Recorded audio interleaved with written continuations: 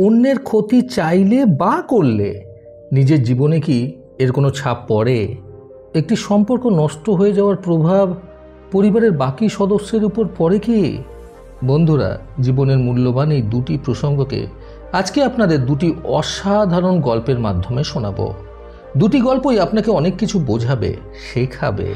চ্যানেলে নতুন হলে সাবস্ক্রাইব করতে ভুলবেন না এবং অবশ্যই গল্পটি ভালো লাগলে একটা লাইক আশা করব। শুরু করছি আজকের প্রথম গল্প। অনেকদিন আগের কথা, এক গ্রামে এক বৃদ্ধা তার একমাত্র তরুণ ছেলের সঙ্গে থাকতেন। ছেলের উপার্জিত অর্থ দিয়েই তাদের সংসার চলত। তাদের ঘর পাকা ছিল না, কাঁচা কুড়ে ঘরের মধ্যেই তারা থাকত। সময়টা ছিল বর্ষাকাল। একদিন যখন তারা শুয়েছিল, সেই ঘরে এক বিষাক্ত সাপ প্রবেশ করে এবং সেই বৃদ্ধার ছেলেকে ছোবল মেরে দেয়। ছেলের আর্তনাদ শুনে সেই বৃদ্ধার ঘুম ভেঙে যায়। তিনি দেখেন একটা সাপ ঘর থেকে বেরিয়ে যাচ্ছে আর ছেলে যন্ত্রণায় কাতরাচ্ছে। কিছুক্ষণ পরেই মারা যায় ওনার একমাত্র সন্তান। পুত্র বিয়োগে তিনি ভেঙে পড়েছিলেন। কি করে কাটাবেন তিনি বাকি জীবন? পুত্রের মৃত্যুর বদলা নেওয়ার জন্য এক প্রসিদ্ধ সাপুড়িকে তিনি ডাকেন। তিনি চেয়েছিলেন এই সাপকেও তিনি মেরে ফেলবেন। সেই সাপুড়ে সমস্ত ঘটনা শুনে নিজের অভিজ্ঞতা লাগিয়ে কিছুদিনের মধ্যেই ধরে ফেলে সেই সাপকে, যার ছোবলে মারা গিয়েছিল সেই বৃদ্ধার একমাত্র সন্তান। সেই সাপকে নিয়ে আসা হয় সেই বৃদ্ধার কাছে। সেই সাপুড়ে বলে, মা, তোমার ছেলে এই সাপের কামড়েই মরেছে, তুমিও একে মেরে ফেলো। সেই বৃদ্ধার ক্রোধ অনেকটা ঠান্ডা হয়ে গিয়েছিল। তিনি বলেন, একে মেরে তো আমি আর আমার ছেলেকে ফেরত পাবো না, তুমি একে তোমার সঙ্গে নিয়ে যাও। সাপুড়ে সেই সাপকে নিয়ে একটি জঙ্গলের মধ্য দিয়ে নিজের গ্রামে ফিরছিল। সেই বৃদ্ধার হতাশ চেহারা তার বারবার মনে পড়তে থাকে। সেই সাপের ওপর তার খুব রাগ হয়। সে সিদ্ধান্ত নেয় সাপকে নিজেই মেরে দেবে।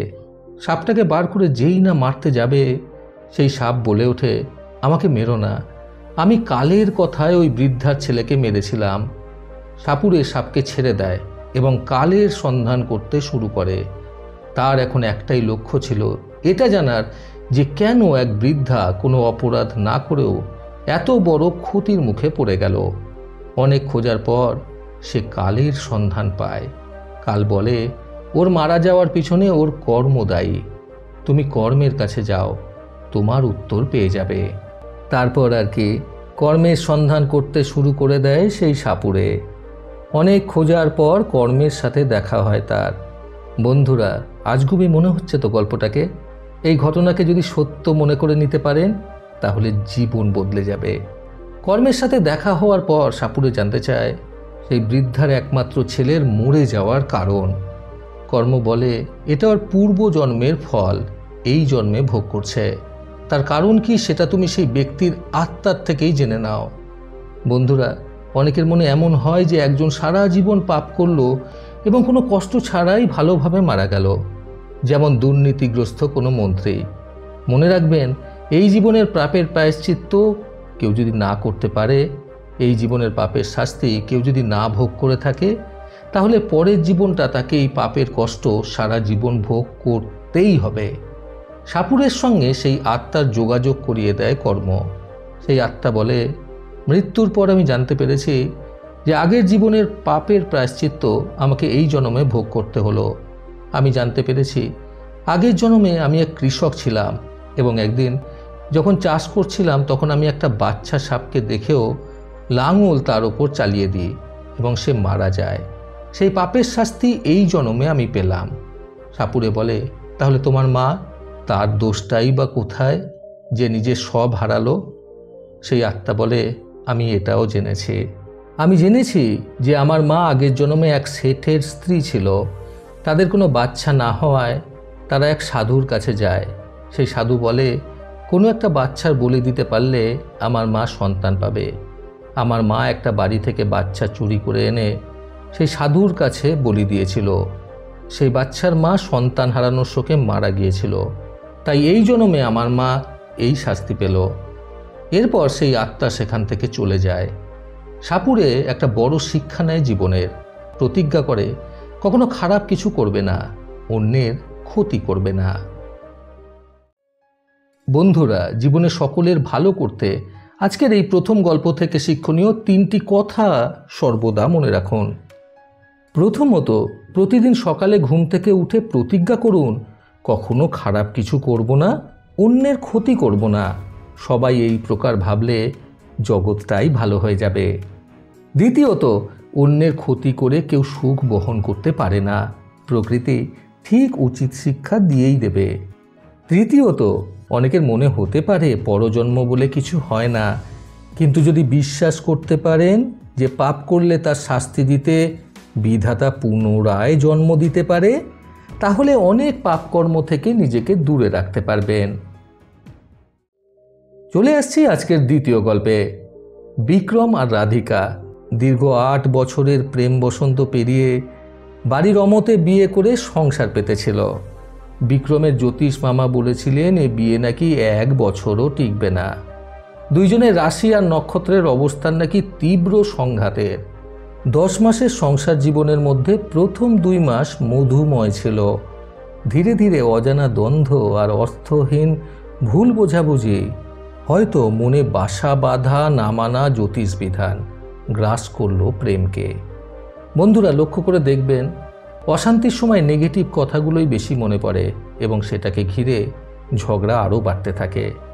আজ তারা দুজনেই কোর্টে একে অপরকে দেওয়া মিউচুয়াল ডিভোর্সের ফাইলে সই করল। শেষে দুজনেই কোর্টের গেটে পৃথক গন্তব্যের বাসের জন্য অপেক্ষারত। কাছেই কোথাও স্বেচ্ছায় রক্তদান শিবির হচ্ছে। মাইকে একের পর এক রবীন্দ্রসঙ্গীত বেজে চলেছে। দুজনের কাছেই আজ যেন সেই প্রিয় গানগুলি বড্ড অস্বস্তিকর। বন্ধুরা, এটা বাস্তব যে মন যখন খারাপ থাকে তখন সেই সব জিনিসও মানুষের খারাপ লাগে যেগুলো তাদের আনন্দের প্রধান মাধ্যম। ঠিক সেই সময় বছর 80 এক বৃদ্ধ এসে রাধিকাকে বলে, মা, 2 পয়সা দেবে? বউটা 2 দিন হলো কিচ্ছু খায়নি। বিশ্বাস করো মা, আমার খিদে লাগে না, কিন্তু ওর খিদেটা আমি সইতে পারি না কিছুতেই। এই শুনে বিক্রম বলল, আপনার বাড়ি কোথায়? বৃদ্ধ বললেন, বাড়ি হালি শহর বাবা। 3 দিন আগে ছেলে আর বৌমা ঘর থেকে বের করে দিয়েছে। ট্রেন চেপে কলকাতায় এসেছি, যদি কোনো কাজ পাই। বুড়ো মানুষ বলে কেউ কাজ দিচ্ছে না বাবা। এদিকে পকেটে যে কটা সামান্য টাকা ছিল সব শেষ। 2 দিন ওই গাছতলাতেই আছি।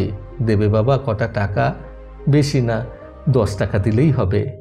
এই কথাগুলো শুনে রাধিকা ছুটে গিয়ে বেশ কটা কচুরি আর তরকারি কিনে ওই গাছতলায় বৃদ্ধার কাছে গেল। সঙ্গে বৃদ্ধ আর 1 বোতল নতুন জলের বোতল হাতে বিক্রম। রাধিকা আর বিক্রম ঠায় দাঁড়িয়ে হাঁ করে দেখছে অমূল্য প্রেমের ইতিকথা। দুজনেই তাদের কাঁপা কাঁপা হাতে দুজনকে খাইয়ে দিতে ব্যস্ত। একজন আঁচল দিয়ে অন্যজনের ঘাম মুছিয়ে দেয়, তো আরেকজনকে ধরে জল খাইয়ে দেয়। পথের ধারে বটবৃক্ষ তলে যেন অকাল প্রেমের স্বর্গ নেমে এসেছে। বিক্রম ওর চেনা এক বন্ধুর মারফত একটা বৃদ্ধাশ্রমে ফোনে যোগাযোগ করল। ট্যাক্সি নিয়ে দুজনে মিলে বৃদ্ধ দম্পতিকে নিয়ে ওই বৃদ্ধাশ্রমের উদ্দেশ্যে রওনা হলো।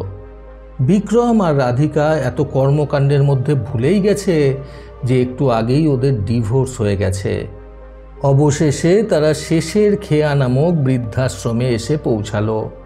2 বৃদ্ধ বৃদ্ধাকে নিজেদের দায়িত্বে সেখানে স্থিত করার পর যখন তারা বেরোতে যাবে, সেই বৃদ্ধটি হেসে বললেন, অনেক অনেক বছর এভাবেই একসঙ্গে থেকো তোমরা। অনেক অনেক খুশিতে থেকো বাবা। খুব ভালো থেকো মা। বৃদ্ধাশ্রমের বাইরেও কাছেই কোথাও ব্লাড ডোনেশন ক্যাম্প চলছে। যথারীতি এখানেও সেই রবি ঠাকুরের গানই বাজছে। হঠাৎই পুনরায় সেই গান মধুর লাগতে শুরু হয় দুজনেরই। বিক্রম রাধিকাকে বলছি ডিভোর্সের পর সেই বউকে যদি না ছাড়তে চায়, তাহলে কি আবার নতুন করে বিয়ে করতে হবে? রাধিকা অন্যদিকে মুখ করে বলে, আইন তো তাই বলে শুনেছি। বিক্রম বলে, যাবে নাকি? রাধিকা চোখ ছলছল অবস্থায় মাথা নিচু করে প্রশ্ন করে, কোথায়? বিক্রম প্রায় কাঁপা কাঁপা কণ্ঠে বলে, রেজিস্ট্রি অফিসে। কেঁদে ফেলে রাধিকা, জড়িয়ে ধরে বিক্রমকে। কাঁদতে কাঁদতে কাঁপা কাঁপা গলায় বিক্রমের সাদা শার্টটা খামচে ধরে বলে, এখন 1 মাস তো নোটিশ দিয়ে অপেক্ষা করতে হবে, থাকবো কোথায়? বিক্রম আলতো করে রাধিকার মুখটা তুলে বলল, নিজের বউকে নিয়ে না হয় 1টা মাস লিভ টুগেদারই করলাম, কি আপত্তি নেই তো? রাধিকা মুচকি হেসে বলে, আর তোমার জ্যোতিষ মামা? বিক্রম বলে, আরে ধুর, মামা তো বলেই নি যে আমার 2খানা বিয়ে আছে, তাই ওই বিধান এমনিও মানি না। বিক্রম আর রাধিকা ট্যাক্সি ডেকে রেজিস্ট্রি অফিসে যাওয়ার জন্য উঠে বসল। ট্যাক্সি স্টার্ট দিল। বন্ধুরা, সম্পর্ক মজবুত করতে আজকের দ্বিতীয় গল্প থেকে শিক্ষণীয় 3টি কথা সর্বদা মনে রাখুন। প্রথমত, বাড়ির ভিত এতটাই মজবুত হওয়া উচিত যাতে কোনো ঝড় সেটা ফেলতে না পারে, আর সম্পর্কের ভিত এতটাই মজবুত হওয়া উচিত যাতে কোনো অশান্তি, মনোমালিন্য সেটাকে ভাঙতে না পারে। দ্বিতীয়ত, কোনো সম্পর্ক মৃত্যুর পরও জীবিত থাকে, আবার কিছু সম্পর্ক সামান্য ভুল বোঝাবুঝিতে নষ্ট হয়ে যায় কয়েক মাসের মধ্যেই। একটি সম্পর্ক নষ্ট হয়ে যাওয়ার প্রভাব পড়ে 2টি পরিবারের সকল সদস্যের উপর। তৃতীয়ত, বলা হয় সম্পর্ক স্থাপন নাকি স্বয়ং ঈশ্বর করে থাকে, তাহলে সেই সম্পর্ক ভাঙলে তো ঈশ্বরকেই অপমান করা, তাই না? প্রতিবারের মতো আবারও বলবো, এই পৃথিবী তাদেরকেই সম্মান দেয় যারা ইউনিক কিছু করার ক্ষমতা রাখে। সকলের সুস্থ এবং সুন্দর জীবন কামনায় প্রকৃত জীবন থেকে আমি সন্তু চক্রবর্তী আবার আসবো আগামীকাল নতুন সুন্দর শিক্ষণীয় একটি ছোট গল্পের সাথে। ভালো শুনুন, ভালো থাকুন। ধন্যবাদ।